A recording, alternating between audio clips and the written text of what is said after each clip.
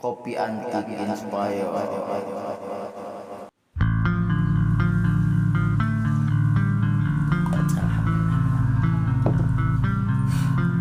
Assalamualaikum warahmatullahi wabarakatuh. Baraya Kopi Antik Inspire kembali berjumpa bersama saya Abah Asgun Ki Sarkim Nakula Jaya Perkasa. Dalam kesempatan kali ini saya ingin berdialektika dengan Baraya Kopi Antik Inspire tentang salah satu konsep yang hemat saya ini sangat penting dan bahkan mendasar di dalam konsepsi keberagamaan kita, yakni berkaitan dengan konsepsi syukur. Saya tidak akan membahasnya secara teoritis, itu terlalu menjelimet, tapi saya ingin mencoba membahasnya dengan pendekatan yang lebih praktis. Baraya Kopi Antik Inspire, kalau kita coba renungkan berkaitan dengan nikmat rezeki yang Allah Subhanahu wa taala berikan kepada kita, itu sesungguhnya kalau kita lihat modal awalnya dari Allah Subhanahu wa taala sebetulnya kuantitas dan bahkan mungkin kualitasnya sama dari Allah Subhanahu wa taala. Kita diberikan modal yang cenderung sama oleh Allah Subhanahu wa taala dengan tidak membawa apapun ketika kita dilahirkan dari perut ibu kita.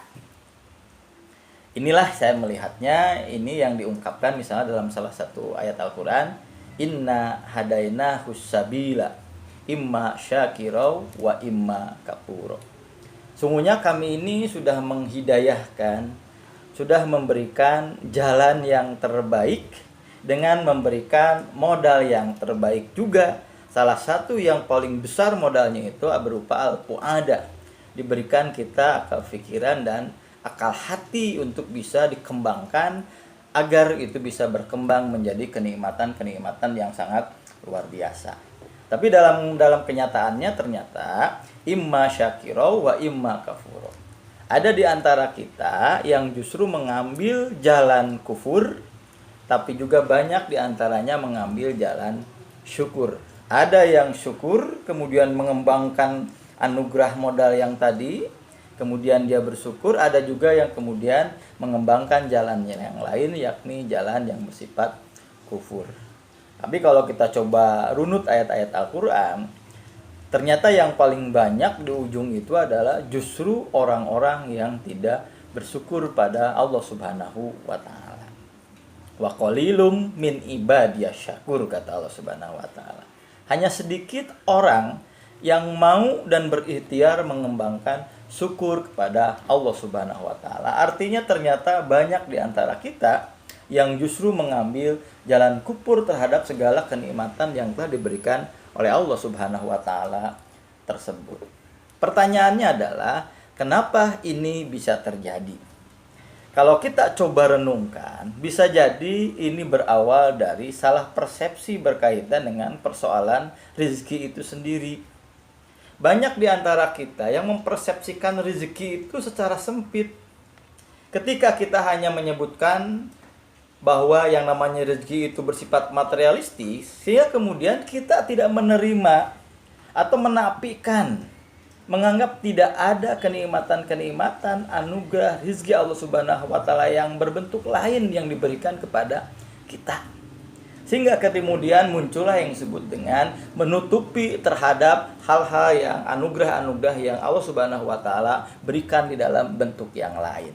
Nah, saya melihat bisa jadi ini diawali dengan cara berpikir yang salah atau sempit berkaitan dengan persoalan rezeki ini. Dalam kesempatan ini saya ingin mengutip salah satu ungkapan dari sahabat Ali bin Abi Thalib yang menyebutkan bahwa an-ni'amu syittatu asya.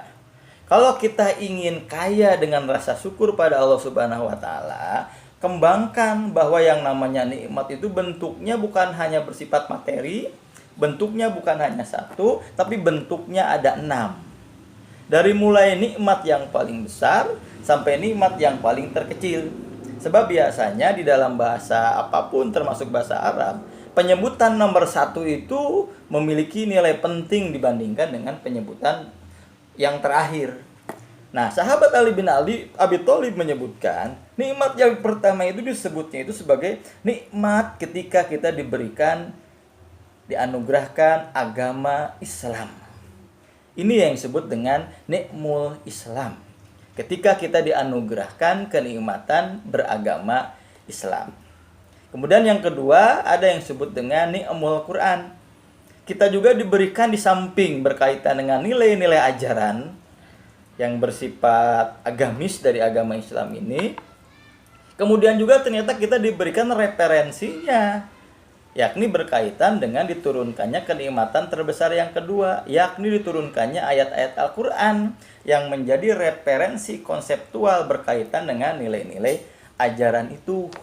Bahkan tidak hanya berhenti di sana, Allah Subhanahu wa Ta'ala juga memberikan kenikmatan terbesar yang ketiga, nikmu Muhammadin.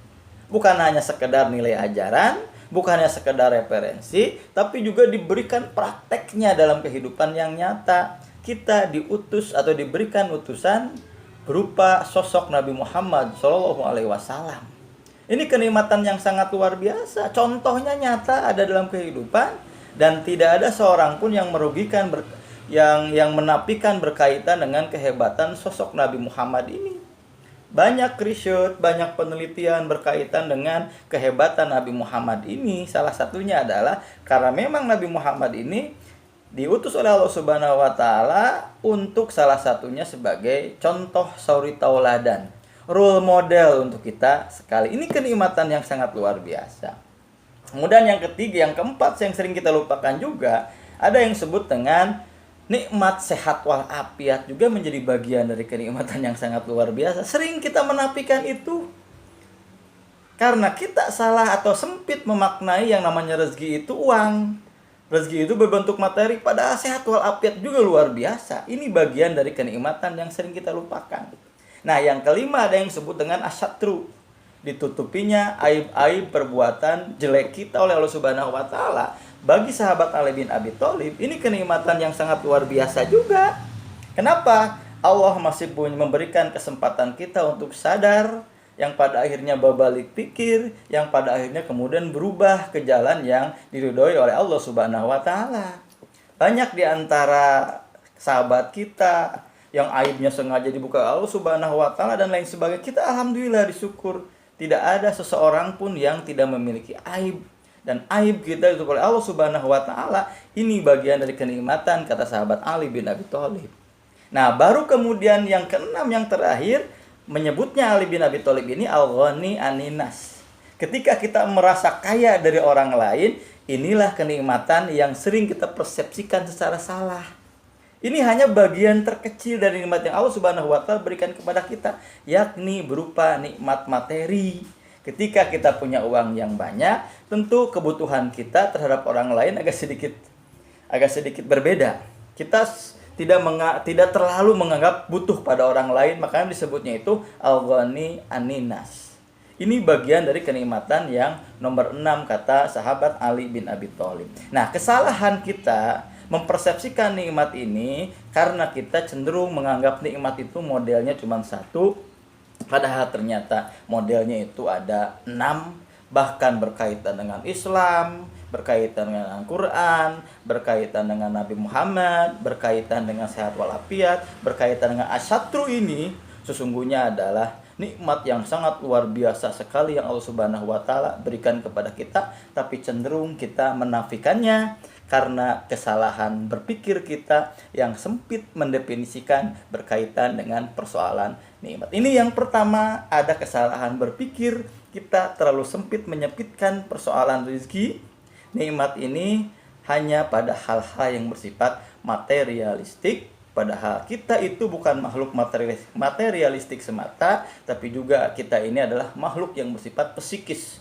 Kita butuh anugerah-anugerah yang diberikan Allah Subhanahu wa Ta'ala dalam bentuk yang lain, yang salah satunya disebutkan oleh sahabat Ali bin Abi Thalib. Ini yang pertama, cara berpikir yang keliru. Kebanyakan di antara kita kemudian menafikan nikmat yang lain, sehingga wa qalilum min ibadiyas syakur. Sedikit di antara kita yang bersyukur. Kemudian yang selanjutnya, ketika setan diusir oleh Allah Subhanahu wa Ta'ala karena menentang Allah Subhanahu wa Ta'ala, setan kan minta penangguhan. Salah satu ungkapannya, nggak apa-apa saya ini dimasukkan dalam neraka sekalipun, dalam sekalipun, keraknya sekalipun, asal kami ini diberikan kesempatan untuk menggoda manusia. Maka mereka itu datang dari depan, dari belakang kita untuk menggoda kita.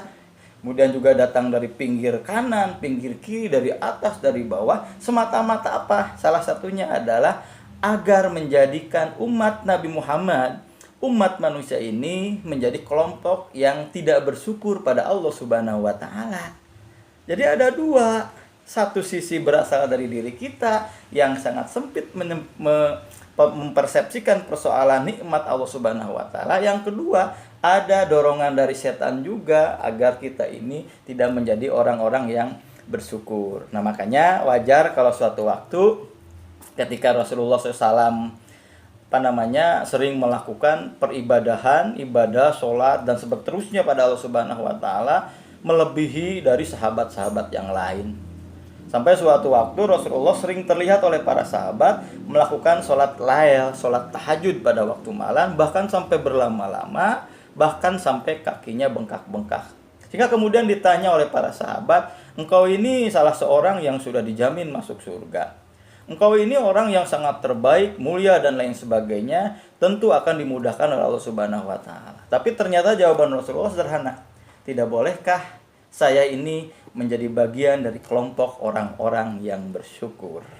Rasulullah saja syukurnya tidak pernah berhenti, salah satunya mensyukuri nikmat keagamaan, mensyukuri nikmat sehat walafiat, mensyukuri nikmat Al-Qur'an, mensyukuri nikmat-nikmat yang lainnya. Sederhana, tidak bolehkah aku ini menjadi bagian dari orang-orang yang bersyukur?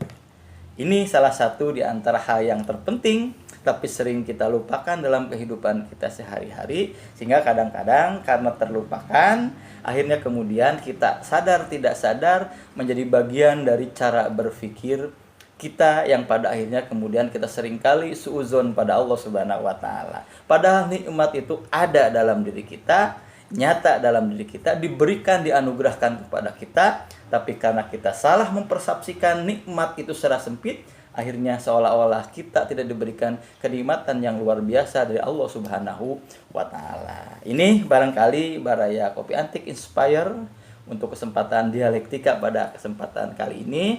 Mudah-mudahan ini menjadi bahan refleksi kita bersama, bahan dialektika kita bersama. Mudah-mudahan ini menjadi teori, menjadi konstruk berpikir kita berkaitan dengan pentingnya kita tidak berhenti terus bersyukur pada Allah Subhanahu wa taala, dan mudah-mudahan ini bermanfaat. Assalamualaikum warahmatullahi wabarakatuh. Salam Kopi Antik. Abah Asgun Ki Sarkim Nakula Jaya Perkasa. Assalamualaikum warahmatullahi wabarakatuh.